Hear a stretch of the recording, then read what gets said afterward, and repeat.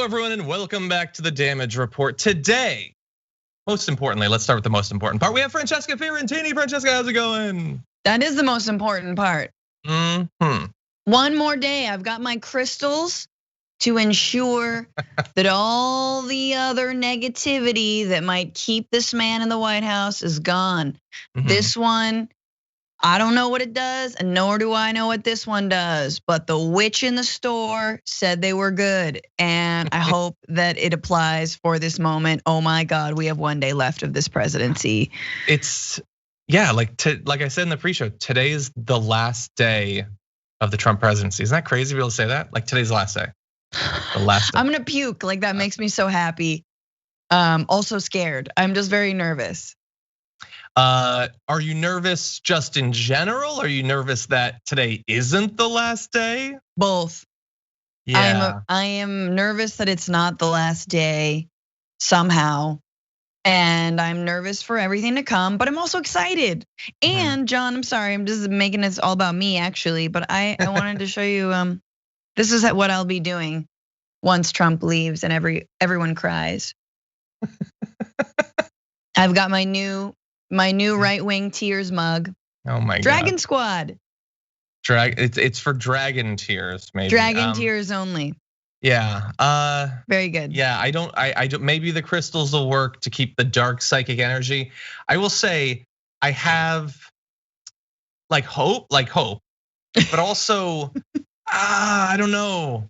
I feel like uncomfortable. I feel really anxious, and I don't know if it's just because I'm not entirely sure that all the audio settings of my computer set up. So I'm worried that like a YouTube video of a board game review is gonna start blasting out of my speakers, or that something's gonna, I don't know. Like when I read the news that like a couple members of the National Guard are being pulled off the election security because of ties to militias, I'm like, oh no, that's like the movie.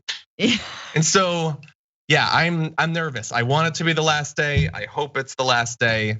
Proceeding as if it is, but very nervous about today, very anxious, just feeling like. Anyway, thank you everybody for being here and basically providing crowdsourced free psychiatric care for me.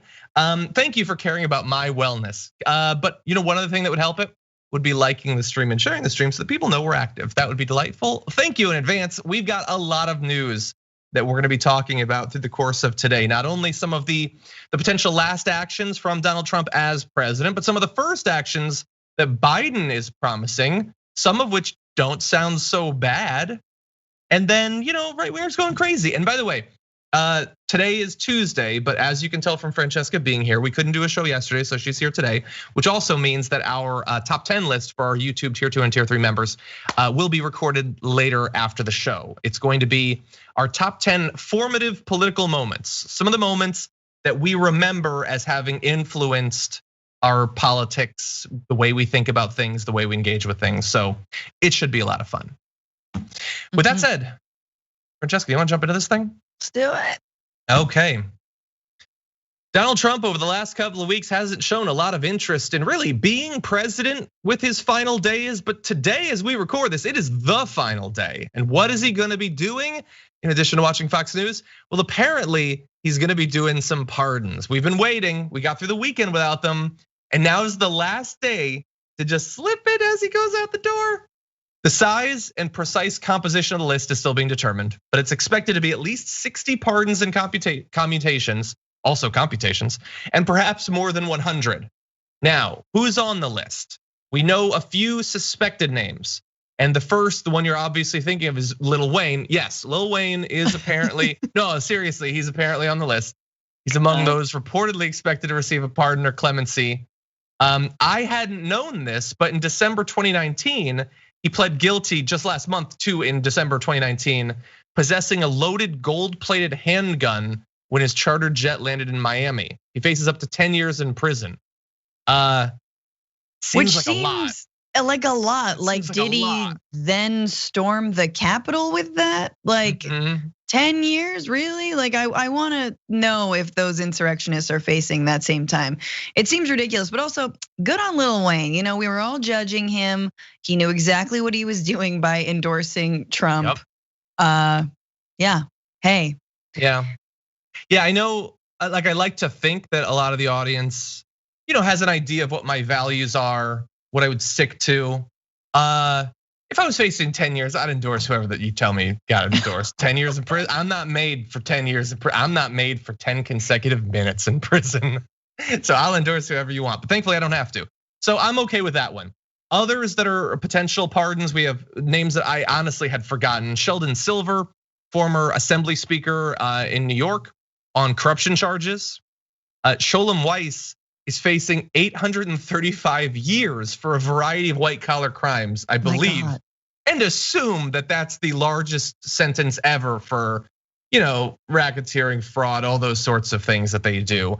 And so those I'm not super surprised by. These are people that hypothetically he might have known or worked with in New York, and they did the sorts of powerful, rich, white guy crime that he doesn't think you should get in trouble for. So I don't find these to be particularly surprising.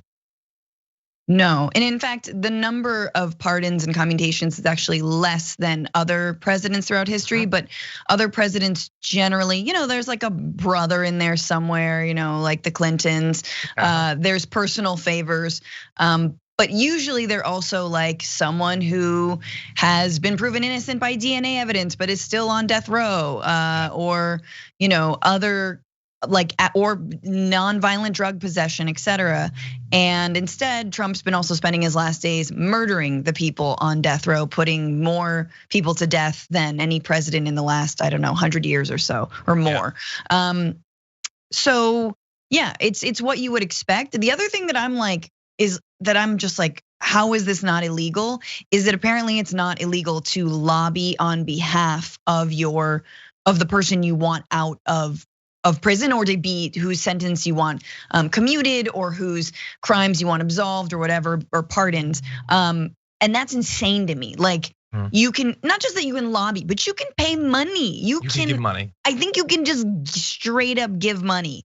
Once again, the thing that we have to do, in addition to all the things we have to do to Trump-proof our democracy, is make that illegal. Yeah, and it's terrible when that's happening with Trump. It's terrible also when it's happening with literally anyone else. Yeah, you should definitely be able to lobby. Like that's the only way that it's probably gonna come. But like the fact that you can give money is insane. The fact that you can just pardon your friends, just like the fact that you can pardon someone who helped to cover up your crimes. That's a lot about this is insane. A lot about this is insane. And so we don't have a lot of information about who's gonna be on the list. It's gonna be a lot of names, and it's gonna be wild. Like this is our last day with Trump as president, and everyone needs to ready themselves for some insane name. Are you sure that Tiger King isn't gonna be on that list? Are you actually sure? You need to look deep within yourself on this final day, because like all of our naivete should have been burned away by now. I know I still have some, but like I don't know who he might end up pardoning today, and I'm worried it's gonna be out of this world. But oh yeah, there's gonna be like, we're talking Weinstein, Cosby. Like the more P words you grabbed, the better. He's gonna be pardoning people who are safer in jail. Do you know what I'm saying? Like that's the level of crime that they have committed. And yeah, it is very much though a who's who of like all. Like, look at the crimes. The crimes have something very, very, something in common, which is either they crimed on behalf of the Republican Party, they are Republicans themselves, or on behalf of Wall Street. So let's just remember, when we talk about the swamp, when we talk about corruption, and when the right lobs that at Democrats, obviously they're not looking themselves in the damn mirror. Yeah. Look, I think if I can make one prediction, I think posthumous Epstein. I think because they're very unfair. He's a guy, gets to be a guy. When you're wealthy, they let you do it. Probably not, but are you 100% sure? Anyway, as we are trying to figure out who Trump is gonna be pardoning, one list of names apparently isn't up for consideration. They say. Sources who've spoken with the team say that the president won't pardon himself, Rudy Giuliani won't be pardoned, Steve Bannon won't be pardoned. Neither will members of his family get preemptive pardons. That is what they are saying. And I would say the fact that they're saying that makes me think, oh wait, they're lying to me to get my guard down and they're totally gonna do it. I could be wrong, and if I'm wrong, I'm gonna be wrong in like 3 hours. So it'll be a very fast turnaround. If Trump thinks there is a 1% chance that he can absolve himself of a big chunk of his legal, like the danger that's looming for his future, and the only thing that would stop him is it would look bad, that's not a thing to stop him at all. No. I don't think, Francesca. No. What do you think? No, and it's just hilarious that like there's still like real reporting that's being like, but it has never been done and would be highly frowned upon. Like, yeah, that's why he's gonna do it. Like, what else is the point of being president for Trump unless it's a transactional, you scratch my back, I scratch yours agreement? Like that is what he lives for, okay? He's purely transactional. That's how he's run his entire presidency. And if Rudy Giuliani doesn't get a pardon, you're telling me he was just working for whiskey and saltines this whole time? I don't think so. Pretty much. He's not getting paid the rate that he asked for. We know that. Well, so is it a pardon? I think Rudy made a mistake, and it was he didn't work a miracle and get Trump to still be president. So, like, sure, he was loyal for years to Trump, but he also failed. So I'm not 100% sure about that or about like Steve Bannon. Doesn't Trump hate Steve Bannon now anyway? But I think for him, even much more so than even for his kids. But I just think that if he can do it, he's going to do it. But supposedly, it's not going to happen. Now, as you pointed out, one of the trends in his pardon record so far is that many of the people he's pardoned haven't shown contrition or remorse for their crimes. Few have argued that they were wrongfully convicted. Like they're not even necessarily saying this was wrong, this was an injustice. They're just like, give me it. That's the legal philosophy that's underlying it. But also for history, as you correctly pointed out, the fact that he's doing this 60 to 100 in the last day sounds really bad, and it is, but it's not bad because no one else does it. Barack Obama pardoned or commuted the sentence of 330 individuals on the day before he left office, mainly to low-level drug offenders serving mandatory sentences. I'm gonna predict that that's not what Trump is going to do. Bill Clinton commuted or pardoned 140 people on Inauguration Day, which is even more suspicious, but in the history of it, they definitely shouldn't have. Many of them should not have gotten it. George H.W. Bush pardoned a dozen people a day before leaving office. Ronald Reagan pardoned about 25 during his final week. So what Trump is doing is going to be insane and corrupt, but it's not going to be without historic precedent. No, and I mean, maybe it's a good thing that only 124 people were arrested from the Capitol attack, because there's a good chance those folks might also be pardoned. Like I do not put that past this president, and I'm sure that all the boat dads and the children of boat dads and like the children of a Supreme Court justice in Brooklyn is definitely lobbying the president right now to try and get his son like off the hook, because like once again, any idea that was like working class America, just who has been like left aside. No, it wasn't. These are tech CEOs and owners of companies, and again, like privileged boat dads. Okay, and yes, they are going to be sniffing for that little pardon poo. But they're also, oh man, I don't know. Like, what does it say about me that on one level I feel like that would be going too far? So apparently I'm still naive, and the other is that I sort of genuinely think the Epstein thing's more likely. I don't know, man. They just did it. It would look so bad. And think about, okay, that's not gonna stop him. But think about the effect it could, in theory, have on some of the Republican senators who are in a couple of weeks gonna have to potentially vote to convict him. If he inspires the attack and then legally protects with it one of his final acts as president, wouldn't that put pressure on the Republicans to convict even more? Right, you'd think. There's some weird machinations coming. Very interesting calculations on the part of Mitch McConnell, who's got Machiavellian, brain, mind. I don't know. I believe that McConnell actually does play 7D chess, and I'm very scared for what's to come. But yeah, it'll be an interesting few weeks. Yeah. It's gonna be. Okay, before we move on to one last little bit of just fun news for this day, it's gonna help me with my anxiety. I wanna read a couple of your comments because you're all being very good with these awesome tweets and super chats and all of that. Oh, I also wanted to let you know, by the way, that you can expect following our show in 75 minutes, deep dive with Jordan Yule, Jared Holt, the guest today. Should be a lot of fun, and that is gonna be on Twitch. So if you're already on Twitch, just hang out. If you're on YouTube or one of the other platforms, feel free to head over to Twitch after the show. Now that said, Craystray says off yesterday due to green screen at the laundry. That's what it was. It was being pressed. Rob Shively says Franny Pack represent. Finally, it's time for poop jokes that make John uncomfortable. Speaking of which, we've noticed he has a really nice head shape. Thank you. She did make me very uncomfortable before the show, but thankfully it wasn't about poop, so that's good. Anyway, let's see. Sky Hart says, I'm no crystallologist, but I believe that those particular ones, if you yeet them at an orange hate beast, will hurt. That's an idea. Franklin Sharpslicer says, hello, Dragon Daddy, Dragon Fran. If anyone can make our day, you two can. 2 more days at best, then maybe we get some rest. Maybe a party, a toke, a drink, clink, clink. You think? That's a good one, Franklin. Thank you. That's a partying song. Just a kid from Jersey says, I don't know if I drink because it's Orange Man's last day or because we're almost at 400,000 COVID deaths. Jeez. Yeah, we're gonna have a little update on COVID a little bit later on. Over on Twitch, Sam Lynn, thank you for subscribing for the 3rd month. Appreciate that. Something Dragon, subscribe for the 4th month. Thank you.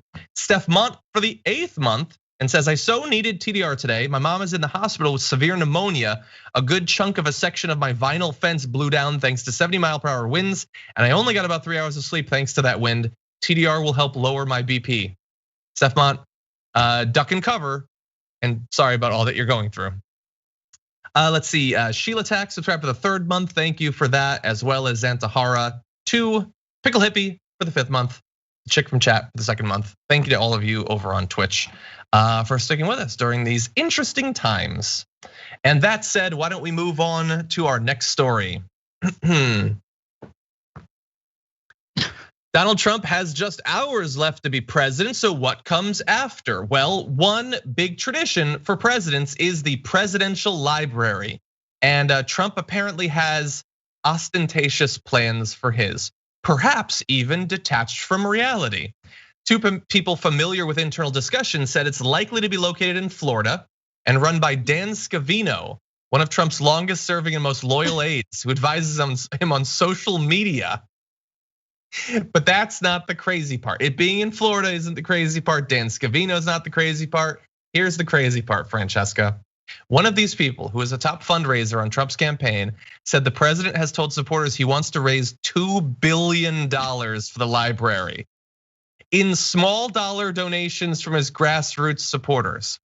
Now, to put that in context, $2 billion for a Florida library. Obama's library in Chicago is $500 million, 1/4 the price. $2 billion for a man who I'm not sure can actually read. Seems like a lot. Oh no, see, this will be the first library, pictures only. We have every copy of Hustlers magazine without all those pesky words. That's really what the library is going to be. No, this is a grift. It's just like the inaugural committee. Like, it's the inauguration all over again. Dump the money into the so-called library, and it'll basically be like what the Daily Show was trying to make a joke, which was a library of presidential tweets. That's what it'll be. It'll just be tweets. It'll be 100 what are we doing? 240 characters, 360. What is it up to now? These tweets, no, but it'll just be a bunch of tweets. It'll be all the things that he can't say, but you have to go in person to read about. Like, you have to be incited to violence through a book, which I feel like is maybe a step in the right direction. That's a start. It's happened. Yeah, like they did that joke years ago. What has he produced? Like, he's not doing like long letters to foreign diplomats to establish a personal relationship, or he hasn't written, it's not his like law review, whatever they do. I don't know. Like, I'm imagining that Obama, for all of his faults, writes stuff. and read stuff, by the way. Trump will pen a book. He'll pen a memoir. It'll be called Dreams of Mein Kampf. And it'll be great. Pillow. It'll just be like why I'm great. Second year when I was great as president. I just feel for the ghostwriter. Come on in, everyone. Every document has been rolled up and has personally spanked the presidential tush. That's the scale of library we're dealing. I guess if he can he can't raise $2 billion. Like he raised hundreds of millions to fight the election, which is a ton of money. Yep. But they're not gonna give 20 times more money for a shrine to stuff they hate, the written word. I don't see it. I don't see it. And I kind of want to see it though. Anyway, the fundraiser. This is one of the people, this person has raised money for Trump in the past, said, I thought to myself, what is this alternative fantasy life you're living? I have no clue where they think they'll get this money raised. Anyone who gives to him will be radioactive. Asked about raising money for the library, another former top Trump fundraiser said in a text message, insane. Except for the wackos, everybody's running for the hills. Yeah, you've created a lot of wackos. I'm sorry, John, to cut you off, but you're allowed to. You'll be radioactive? They'll believe that. His supporters will be like, I'll be radioactive? Oh, hell yeah. I'm gonna give $5 right now. Radioactive, no, it's an expression. Oh my God, maybe if you read, in fact, let's create a library. Look, the library should just be free college tuition, okay? Let's be real. And also, just the tradition of libraries for presidents, like when W got a library, same thing, man. This guy's got no command of the English language, no respect for literature, history, anything. Why don't we just give the money to actual public libraries in different counties across the country? That would help. Yeah. What would be in your presidential library? Presidential library? Nah. Hypothetically, presidents get to set up libraries. They're the only type of person where it's like, oh yeah, no, you make your own library. I want a library. I think that's a pretty good thing to give to people. Yes. I wouldn't fill it with tweets. Mine would be just lots of soft ball pits, but no kids allowed. So it's adult.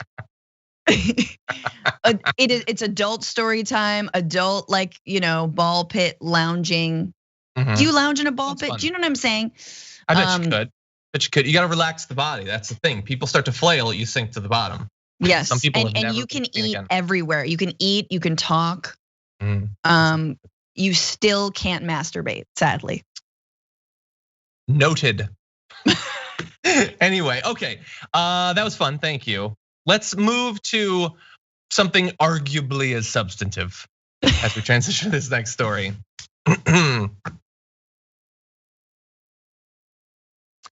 What is Biden going to do? Apparently, a lot. According to the comments that have been put out by his team, this next week or two is going to have a lot of action. So we will see. On Wednesday, right off the bat, following his inauguration, Biden will end Donald Trump's restriction on immigration to the US from some Muslim majority countries, move to rejoin the Paris Climate Accord, and mandate mask wearing on federal property and during interstate travel. So we got other things. We're gonna go through a couple of different sets of things. These are the sorts of things that we've talked about in the past, Francesca, that he can very quickly do without going through Congress. Some of the big, most notable things that Trump did, some of which he did very quickly after becoming president, he can just reverse it. These are also, let's bear in mind, among the easiest things to do politically. So, but great, get back into the Paris Climate Accord and then start working on making it better. And the Muslim ban, I think that's great first actions by Biden. Yeah. Even when we're moving forward, we are still so far behind. So those are examples of things that, we should have done 20 years ago. And I am glad that, federal mask mandate, do we not have one after the super spreader event at the White House? Oh no, okay, still a petri dish. So, but again, I'm glad that he's laying it forward. I'm glad there's no sort of flagellation around this, like lots of it doesn't seem like there's a lot of self-congratulation around things that are really, really basic. There's not a lot of fanfare, there's not a like, and we will create a mask mandate. Where's my cookie? Which is good. I think it's head down and get to work. Yeah. Other actions include extending the pause on student loan payments and actions meant to prevent evictions and foreclosures for those struggling during the pandemic. So that's good. We'll have more on COVID in just a second. My frustration is pausing or extending the pause on the student loan payments is good, but we had heard some talk about that possibly being accompanied by canceling some student loan debt. He never seemed interested in canceling all of it. And even some of the like set numbers, like 50,000, he seems to be putting like Chuck Schumer's for that, but Biden's not. But Biden had talked about doing like $10,000. And in theory, he could do this as quickly and as easily and as unilaterally without Congress as some of these other things. But so far, it's not to say that he's not gonna do it. I haven't seen in these little preview puff pieces that people are putting together, I haven't seen an indication that that is in store for the first few weeks, which is disappointing. For sure. And like you were mentioning, it's federal debt. Like this is not something he's got to go through Congress to do. And it's something that would be a huge stimulus to the economy, given how many people have student debt, and it's preventing them from moving forward, preventing them from buying a home, preventing them from doing so many things that would benefit the economy as a whole. So let's get on that. Let's get on him. There are a lot of initiatives and campaigns that are already lobbying Biden on this. So I think it's something that like maybe not in the first 10 days, but hey, the first 100, it could happen. I hope so. Now, let's move to COVID because that's the crisis that he had. Do people watching this remember that is still happening? Like, I feel like so many people are like, no, it's just whatever. That was like last year, 2020, man, that was rough. No, it's really rough right now. So on Thursday, Biden is gonna sign orders related to the COVID-19 outbreak aimed at reopening schools and businesses and expanding virus testing. Okay, good. If you're gonna expand testing, that's good. I gotta see what this reopening schools and businesses thing is. Maybe like that sounds like it's an order to cause it to happen. Maybe it will be new guidelines for when it should happen. But I am like just seeing it worded in that way makes me a little bit worried that he's going to try to have his cake and eat the establishment too, where like he puts more money into vaccines, but he also wants to reassure big business that he's moving us back to normality. So that is gonna be one that we're gonna have to look at very closely to see what the timeline he sets out for in terms of federal guidance for reopening. Yeah, I mean, I wouldn't really lump those two things together. I think we've like calling schools and businesses the same is not true. I think businesses need money. They need money to stay closed. They need money to make up for what they've lost. They need rent relief.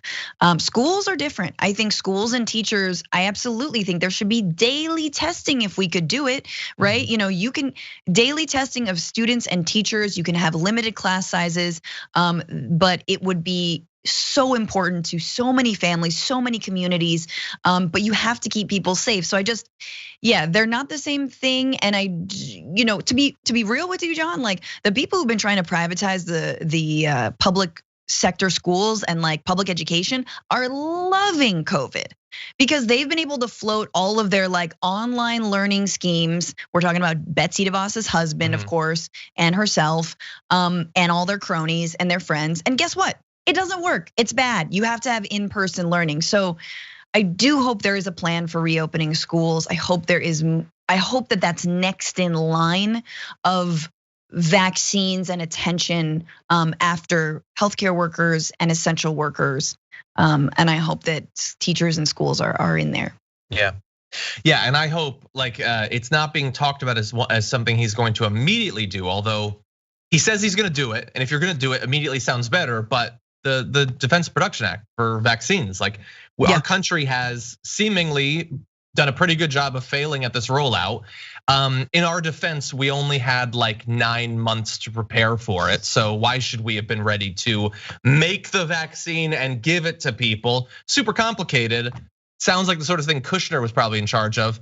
But anyway, if he can ramp up the production, that is one of the best ways that he can both protect lives in the near future. And also, if you actually want to reopen all of these things, There is literally no better way than getting people vaccinated. Masks was our best thing. And as a country, we decided, nah. Vaccines, though, could be even better. So if you're gonna do that, do it on the first day. If you're gonna make I don't know, did you say a dog and pony show? I don't know, some sort of big spectacle saying, I'm gonna deploy the power of the federal government to produce as much of this vaccine as possible. He says he wants 100 million vaccinations in the first 100 days of his presidency. So far, that is not sounding likely unless he really helps ramp up that production, distribution, and all of that. Now, Joe Biden also has some environmental goals for the first days of his presidency. As we noted, he plans to rejoin the Paris Climate Accord almost instantly, which is fine, but it's not much, really, honestly. Like, countries complying with the Paris Climate Accords is not going to be enough to get us to where we need to be. There are other things that he is going to be doing almost immediately. He has indicated plans to cancel the Keystone XL pipeline permit via executive action on his first day in office. The words rescind Keystone XL pipeline permit appear in a list of executive actions supposedly scheduled for day one. And man, that is like this thing that we are never gonna get past, is that damn pipeline, Francesca. But if getting him in helps shut that down, that's something. That's huge. I mean, I think that is a giant win that belongs to all of the organizations that worked for years to lobby Obama, and now Biden, and was sort of a dream dashed under Trump, who was personally, I believe, invested. I think he got money from the owner of the Keystone XL pipeline, or the main investor of the Keystone XL pipeline. So it is a rapid reversal. And once again, this is like, we move forward, but we're also sort of behind. But if it is an indication that this presidency will be turning away from things like dirty fossil fuels, tar sand fuel, like, I mean, just the most disgusting, the fossiliest fuel, and pipelines that run through this country that obviously the history of like their safety, how much they spill, how much they pollute, how much they endanger every single community that they run through, all in order to like what? I mean, all that it's for export anyway. We don't remember this. And so this is why this is a first step. This is a first step toward the bigger goal, which for me, of course, is a Green New Deal. And really like making our country a leader, not in fossil fuel production, but actually in green energy. Yeah. And I saw in advance of this, because it's expected that he's going to do this, one of the Canadian companies that's in charge of it is starting up plans to sell some of the pipeline infrastructure, since they're not gonna be able to use it. And that, just seeing that headline just feels pretty good after the time period that we've been through. Trudeau apparently is gonna fight to continue the project in some form. So great job, Trudeau, that's wonderful. Hope you're getting credit for how moderate you are and how you're trying to appeal to the business community or whatever as the world burns.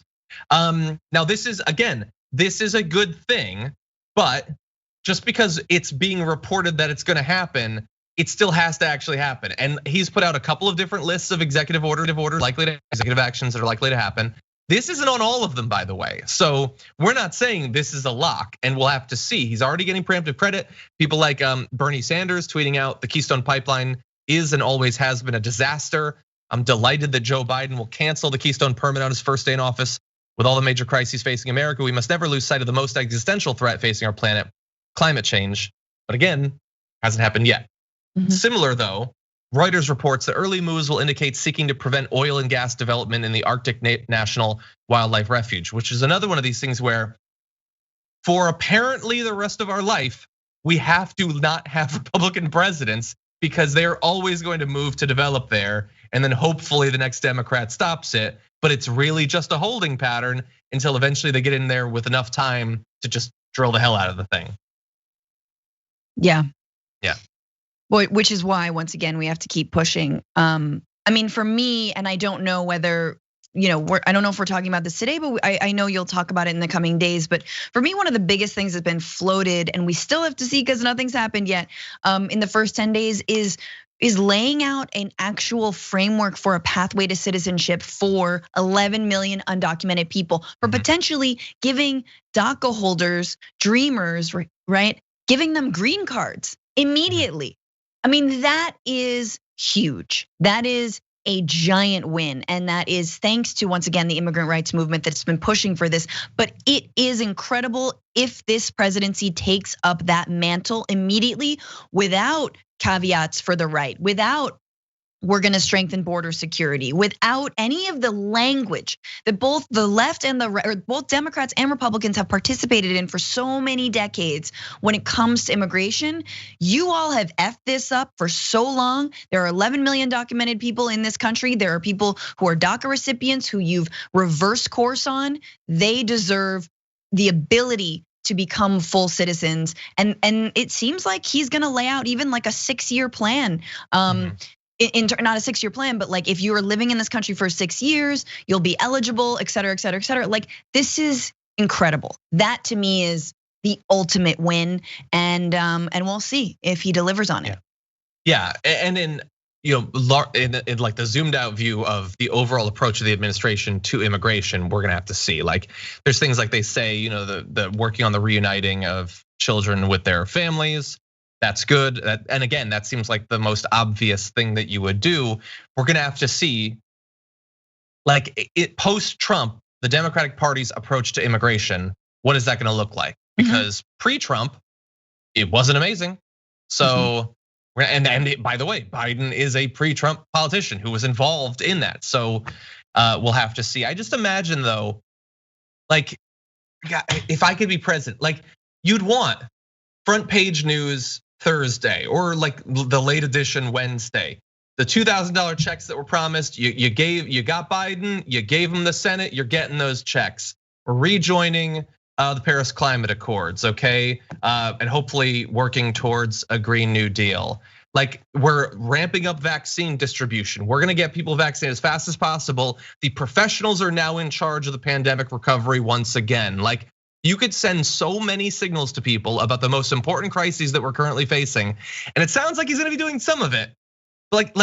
Imagine if he announced $10,000 student debt cancellation. Like the weight that would be lifted from the shoulders of millions of Americans, the stimulus effect that would have in terms of those people being able to use that money out there right now would be so good for those individuals and for business.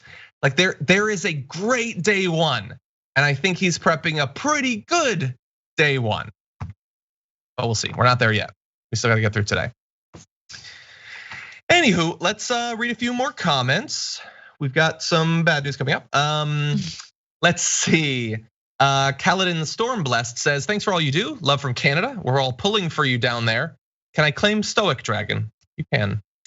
Charles Massey says 22 hours, 1,378 minutes, and it's by Felicia to Orange Hitler. Yay. Thank you for that.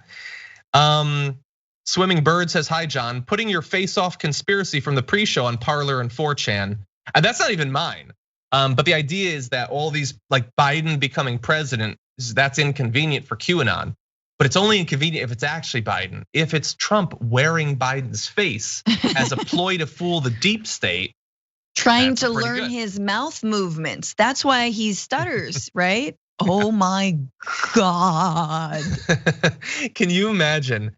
Like we talk about this as conspiracy theory, but like Biden puts his hand on the thing or whatever. He walks up to give his speech and he talks like this. Because there's no way Trump could actually act any different than he does. If he could, I'd like to imagine he would. Anyway.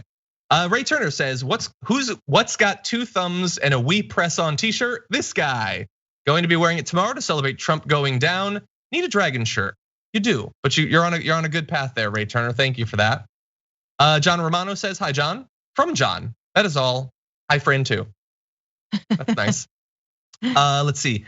Adrian says, can I get a little love? Watching from the hospital after emergency surgery on Saturday. Thanks for keeping me company, John and Francesca. Heart you all. Adrian, Le Dragon Noir, hope you recover very soon. Yes, sending you lots of healing, and to everyone out there who's also struggling. It's a really hard time. Yeah. Well, Biden says he can heal us and unite us. Let's see. Dragon Song Yesy says, hi, Lady Pun Dragon and Dragon Father. Goodbye, Diaper Don. Happy Fantastic Tuesday. I love both of your beautiful souls. Thank you, Dragon Song. Zane, I'm not reading that in a million years, but thank you for the super chat. Let's see. Steve Ware says, I want to claim Dragon Pool. Fran is Quake from Agents of S.H.I.E.L.D. and should be called Rebel Dragon. Also, I have a level 12 Kobold Shadow Monk named Krax that took Devil's Sight and mobile feats. Real fun. That does sound fun. That didn't make any sense to anyone else watching this, but I know exactly what you're talking about. Nope. Mike Bruno says, reality winner. I'm assuming talking about for a pardon. I highly doubt it. I wish. Yeah. No, the high profile ones that he's doing, it's like personal friends, people have given him money, stuff like that. That's pretty much the limit on it, I think. And finally, Patrick Depew says, if Trump has taught us anything, it's don't worship politicians. John, you were right to call out Tucker for his AOC attack, but I knew you'd go there. I like AOC too, but be wary of going overboard. Patrick, thank you for the super chat, but I'm gonna partially agree to disagree. Obviously, don't worship politicians. And that could happen, and I would argue that's probably the area I'm most worried about. But for what I was talking about, like, it doesn't take worship to say that a guy mocking a female politician for being scared because she was almost killed is totally inappropriate, and defending her, I would say, is simply the requirement of any moral person, and not a mark of obsession. But thank you for the super chat. John is king, and I will worship him for what he just said. Thank you. This is why I like John, because John doesn't get baited into that like, oh, you're a simp for blah, blah, blah. It's like, no, I just have morals and I know what's right and wrong. And I generally am a feminist and I'm anti-racist. And yeah, these are things I believe.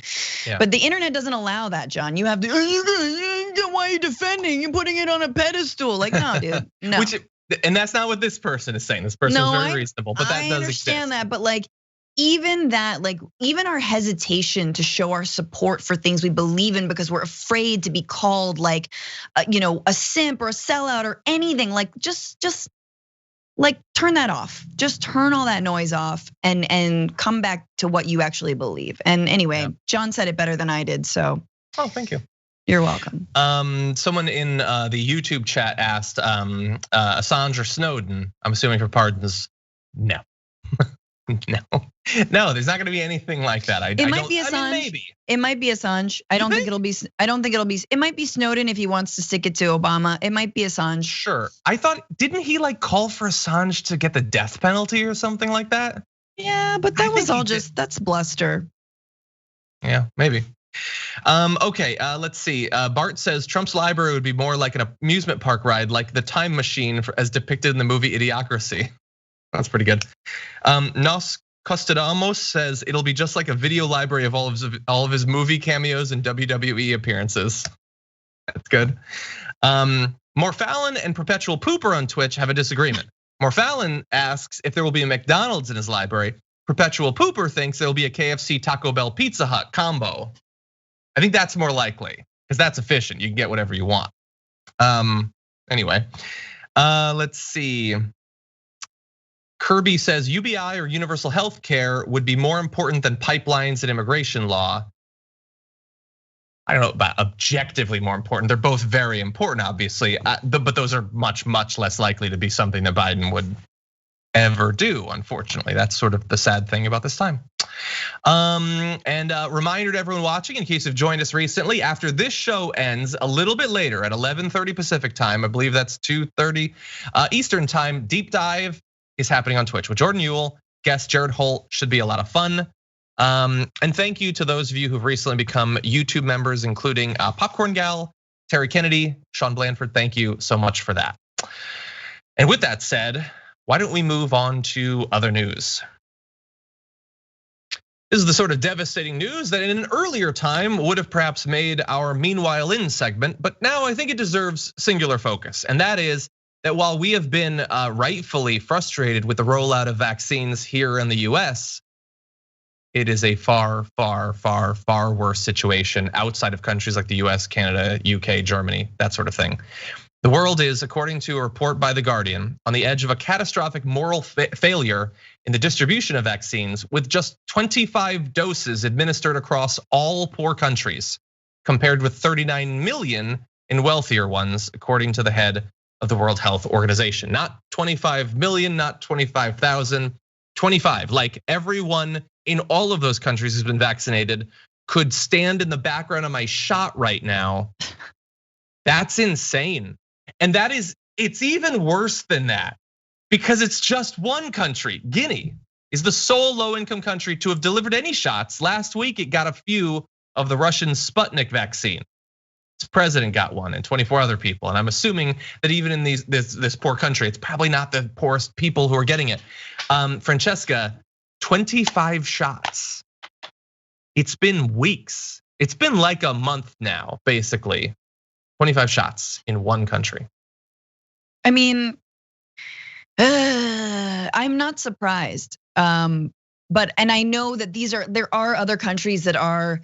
I know, for example, Argentina, where I used to live, they have been rolling out the vaccine. So it's not the entire global South. It's not all of But yes, the countries that are perhaps the poorest, the most in need, that they have not gotten it. And I know we're gonna go into sort of the politics of that and like the pharmaceutical companies' responsibility. But I just wanna say that this is what happens when we have global powers that abdicate any kind of responsibility for the rest of the world. Like we've spent hundreds and hundreds of years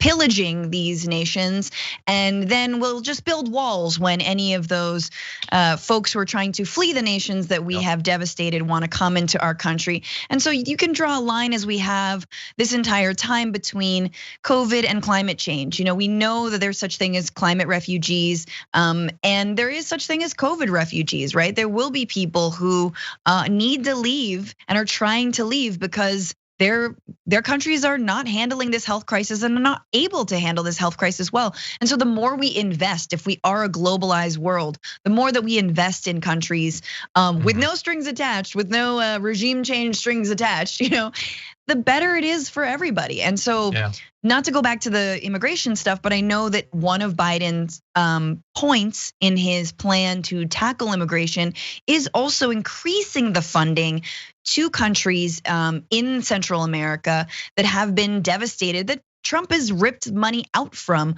but that we know goes a long way to making sure that people don't have to migrate in the first place. So just to draw that comparison there, Yeah, and what you were talking about is like, it's one of the classic contradictions in the way conservatives see the world. It's, I wanna be protected by things, and so I will think no farther than the closest wall I can set up.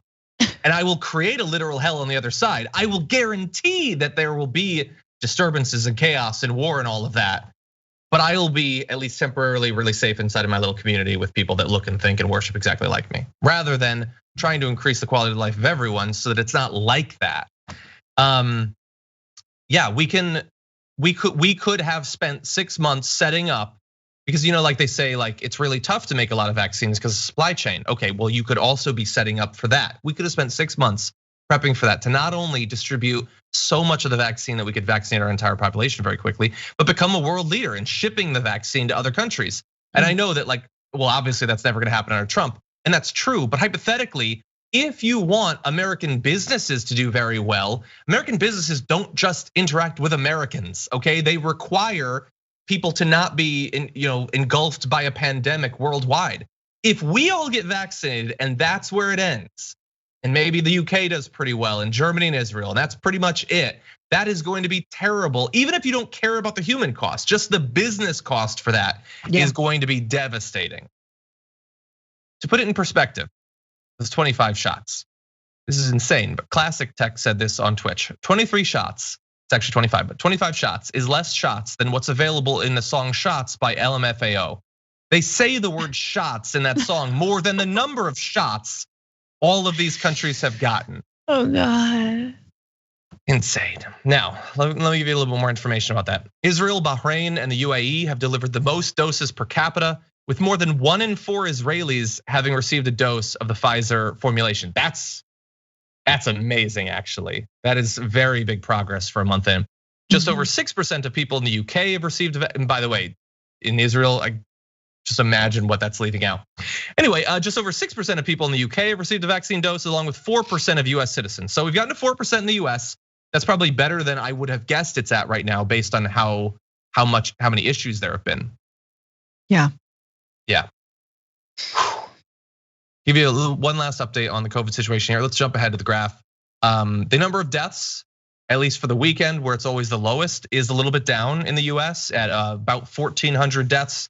You can see in this chart that the number of hospitalizations is starting to go down a little bit, a few thousand. Of course, that is partially because a percentage of those people have since died, regrettably. But it looks like the cases are starting to go down. They're still at catastrophic levels.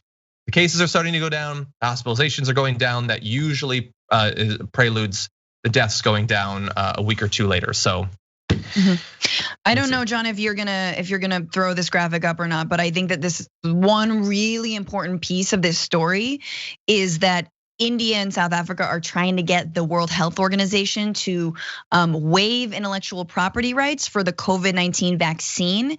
But of course, the United States, the UK, Canada, and all the pharmaceutical companies that are based in there and that have been making incredible profits from selling their vaccine to these, so-called first world countries, are resisting that. And I think that is, again, what happens when not only you divest or straight up leave the World Health Organization like the Trump administration did, but you also spend years underfunding it. And this is the kind of work that we talk about pharmaceuticals, we talk about the price of pharmaceuticals, and then let's not lose the thread now that they are our saviors, right? They know that they're our saviors. They know they have everybody by the balls, so to speak. And now when you have countries like India or like South Africa that are like, please let us create, our own vaccines that don't have your IP or whatever, then there's resistance. And the same goes for HIV and AIDS, right? And that epidemic. And hate it, love it, whatever. But something the Clinton Foundation actually did that was good, was helping to get HIV medication that was far cheaper because it skirted and was an affront to the intellectual property rights around that treatment. So yes, this is a fight that it has long roots and a lot more future when it comes to pushing back on these big pharma companies. Yeah. Hopefully, we want to check in with this. Because hopefully with Biden coming in, it won't just lead to a quicker pace of vaccinations here, but they love to tout their diplomatic background, the accomplishments of the Biden years, or the Obama years. This is a great opportunity to deploy that and hypothetically save a lot of lives. Yeah. Okay, with that, let's move right on into a little bit of lighter news to close things out than that. Let's check in with how the right is processing this final week, the transition between Donald Trump and Joe Biden. This is Ainsley Earhart. It's a very short clip. I just think it's amazing, her defense of Donald Trump in these last days. As we've seen more and more Republicans moving away from him, here is the defense of Donald Trump. They'll criticize President Trump, but no one can argue he is a worker. He doesn't drink alcohol. He stays up late at night. He watches every show. He's working. He got to work immediately. So every part of that is good, but Francesca, he watches every show. She said that. That's a thing she said. And that qualifies as work? That was one of them. She said, he does the work. Okay, brain, now I need evidence of that. He watches every show was one of the first 3 things that she came up with to prove that he works. Is he watches every show. That's not a good defense of your kid's attention span or anything, let alone the president. What does that have to do with anything? Yeah, or that he doesn't drink. He's like, is that just most people watch this show, you gotta be real drunk to really understand what we're talking about. I'm drunk right now, but the president does not drink. And that, that's work. I watch too many shows. I'm just an idiot on the internet. I watch too much. Like, I need to watch the entire first season of Jeff Goldblum's show on Disney Plus? Did I need to? No. I would make the case yes, but we can disagree about that. Him, if he had not watched a single show as president, it, like, from my point of view, it would have been bad because he would have gotten a lot more done. But that's just a message to Trump. It's like, you're a very good boy. You watch all the news. What a good special child that you watch Fox and Friends. And the thing is, it's not a new thing from her. So this is from October. Barack Obama had criticized Trump in the run-up to the election, saying that sure, he wasn't ever gonna follow my legacy or anything, but I assumed that he would at least do the work. He hasn't shown any interest in the work. This is what Ainsley Earhart said to that. Well, people that do work in the White House would argue against that. They would say he does work. He works 24/7. He held 9 rallies in the past 8 days. But again, that's not. What does she think the president does? Makes TV, watches TV? Yes, I mean, yes, that's exactly what the president. I think you just nailed it, John. Once again, this is the human centipede of right-wing politics and media. That's all it is. And Ainsley, I feel bad for, because it's like, if he had gotten 4 more years, she would have been the next press secretary. We're running out of blondes, funnel in the blondes. And those who can lift one eyebrow, like Sarah Huckabee Sanders. I can't quite do it, but that I think is the barrier to entry. Look, she's gonna have a great future as the head of the Donald Trump Presidential Library. Maybe. I know that like it's a message to him, and that's what he wants to hear. And it's like if you're a right winger and this is what you're consuming, and like that, she's not Laura Ingraham or Tucker Carlson. Like, you watch Fox and Friends and you think, oh, it's like a morning show. It's just a light thing. But you get it drilled into you that the work of government is this stuff on Fox. It's watching the stuff on Fox. It's creating stuff for Fox to talk about. The work of government is not identifying and fixing problems. It is talking, obsessing over cultural stuff and working your audience into a fervor over it. That's basically what it is. Do not have any expectations for government beyond that. They're not gonna help you. They're not gonna get you a job back. They're gonna talk about how someone stole your job. They might talk about that. And it's that sort of evasion where it makes it, sure, you watch this video and it's her like sort of looking like a clown, but that is part of a worldview that they have indoctrinated millions and millions of Americans into, where the highest aspiration of politics is to make the other side cry. And that's really it. Yeah. Anyway, let's transition to one last thing. It is admittedly way too early to be thinking about who hypothetically might be running in the Republican primary next time. But some people make it abundantly clear that that's what they're planning for. If you're one of those lucky individuals who's been following Secretary Pompeo on Twitter, they have just been posting like PR stuff for him the last couple, like it has nothing to do with his job at all.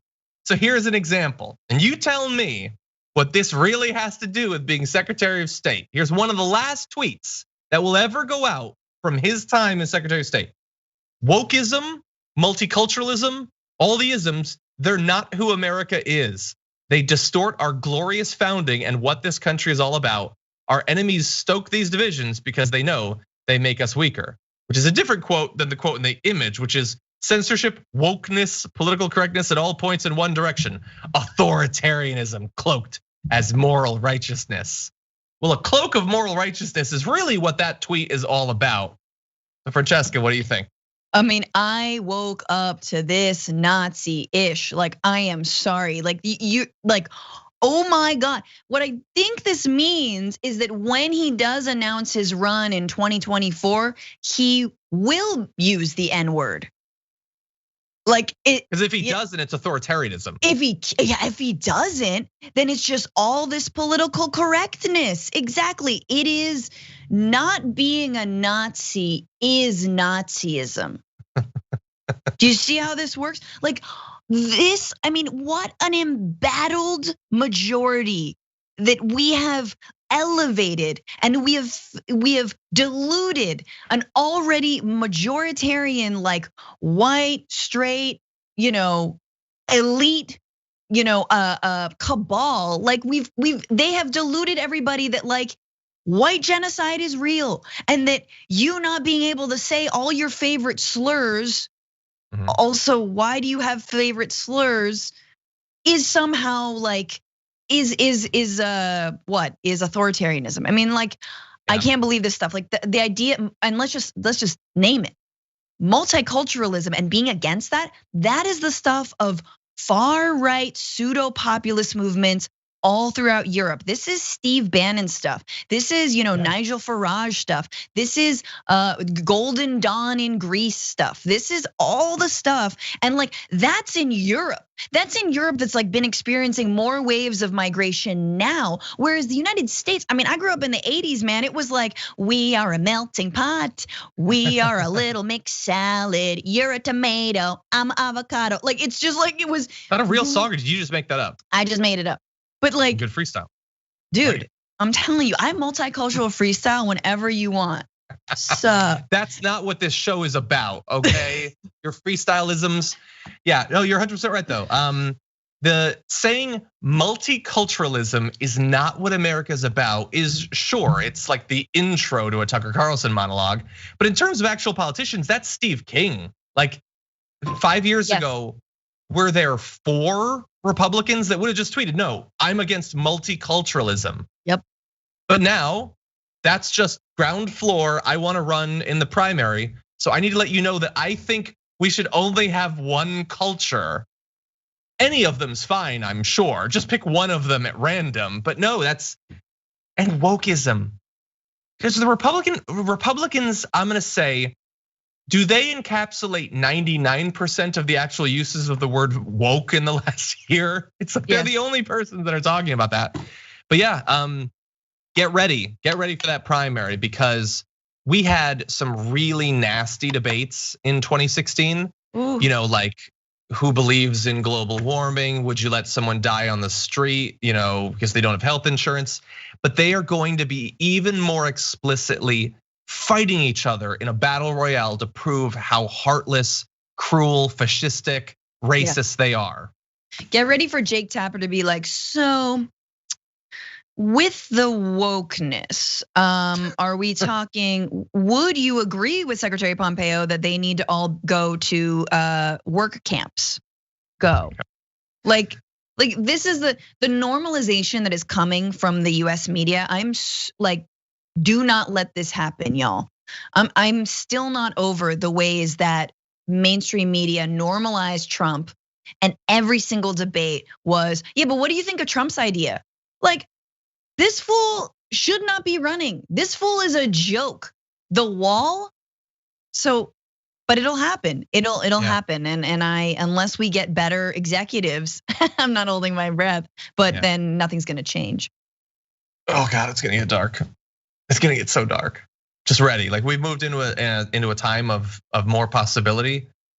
But the right's gonna lose it. What the media is gonna be saying, what their politicians are gonna say. Like, Lauren Boebert and Marjorie Taylor Greene got elected. There are so many Republicans that want to duplicate that right now. But this is why we need multiple parties. This is why we need proportional representation. This is why, when you say the Golden Dawn, or you say these European like fascistic, parties, like, yeah, but they have like proportional representation. They have parties. They have multiple parties, not just 2. So really, the onus is on Republicans. What are they gonna do? They're gonna cut these crazies loose? They're gonna form a new party? Is Bloomberg gonna lead the way? I mean, honestly, though, this is we're in a very interesting moment. I'd forgotten about Bloomberg's run. Anyway, okay, so that is unfortunately all the time we have for the show today. Thank you everyone for joining Francesca and I for this. I am gonna read just a couple of comments to close this out, and one final reminder to you that coming up in less than 30 minutes at twitch.tv/TYT, it's time to dive deep into the news with Jordan Ewell, guest Jared Holt. It's gonna be awesome. After I read these, Francesca and I are gonna be recording our top 10 formative political moments of our lives, and that will be made available later on today to our YouTube members of tier 2 and tier 3. So definitely look forward to that a little bit later on. But first, some super chats, including Bernie the Kiwi Bird, who said, "Hi John and Fran. I thought we missed out on Fran this week. Looking forward to the US regaining some normality, rest up, and then press on." I agree, Bernie. the Kiwi bird. Bittersweet Dragon says, ding dong, the Donald's done. He's almost gone, the ding dong Don. Ding dong, the genius Don is done. Ding dong, it's time to go. He's so high, he's so low. Let them know the POS is done. That was good. As someone who played a munchkin in a school play when I was a little kid, I appreciate that song. Ugh, that must have been a terrible rendition. Because you did not sell that at all. If you had to guess, do I have pipes? I do not. Anyway, Tails says, hi guys, missed you both yesterday. We missed you too. Over says, first, I'm concerned about the security of country secrets in the hands of Donald Stump. If he will take money for pardons, also Indigo Dragon. Thank you for that. By the way, he still gets security briefings. Ugh. After. Is he just gonna live tweet them? Like, I don't know. Well, I guess he can't tweet them. Cody Millard, thank you for that #1 fan. Really appreciate that. Steph Scott Draws says, hello, John and Fran. You are amazing. Love your content. I hope we get student debt forgiveness. Can I get Phoenix Dragon? You may, and I hope so too. And by the way, every time you talk about this, some centrist immediately says, well, what about the people who already paid for it? I already paid off mine. I'm not gonna benefit in any way. The idea that would cause me to be against other people being released from the crushing financial burden that has destroyed their dreams and might bankrupt them in the end. No, that doesn't play. It doesn't have to benefit me directly for it to be an objectively good thing for the country. Anyway, let's see. Lazy Peon says he doesn't do the alcohol, but what about the crystal meth? She didn't say. And he does watch all of the shows, so presumably he's not sleeping much. Let's see. Rebecca Hinson says, I must have missed the announcement that there wasn't a show yesterday. So when it wasn't up, I got nervous because everything in the world right now. So glad all is well. That's a scary thought, but thank you for the super chat. And let's see, over on Twitch, No Good to Good No, subscribe for the 2nd month and says, thank you for all that you do, giving us all our daily dose of reality and breaking me away from being a huddled mass of anxiety. Me too, and thank you. Let's see. Galfar says, if he pardons Cosby, it's to distract from some Wall Street GOPers that he pardons. Yeah, probably, but it would also just be objectively this horrible. That'd be, you can't do that, man, that's crazy. Anyway, 2 more super chats. Let's see. British says, hi, John and Francesca, enjoying the last days of Trump. How would USA Public react if Trump was to pardon Bernie Madoff? Wow. Do you think he'd pardon Bernie Madoff? Sure. Wow. The one person to be held accountable from the 2008 financial crash? Yeah. That's the true. Only person. Yeah, scratch that back out to zero accountability. I think he could get behind that. And finally, Pearl M says, hi, John and Francesca. I've been watching for about a year. You kept popping up on my YouTube feed. Nice, we got him. You, Fran, Brett, and Anna are my fave. You guys keep me sane. One more day. Phoenix Dragon signing off. Pearl M, thank you so much for that. I do appreciate that. And thank you to everybody. Lots more super chats. I will read them all. Can't read them all live because of time constraints, but thank you to everybody who shows so much support for the network and the show. I really do appreciate that. Francesca and I, as I said, are gonna be doing our top 10 list. But before we cut this stream, Francesca, where can people watch your content? What's been going on TDR? Oh my gosh, yes, if you're not listening to the Bitchuation Room podcast, you should be. You can get it wherever you get your podcast. Also, you can watch live every Sunday at 6/9 Eastern. The Bitchuation Room podcast is on my YouTube channel /FrannyFio, where you can follow me on literally everything. I am going to TikTok more. Nice, and so am I actually. Are because you? We're launched on TikTok, sort of like, but also kind of launching in the future. It's complicated. We're there. You guys are elite insiders who get early access, but then we're like technically launching later on. But we're there.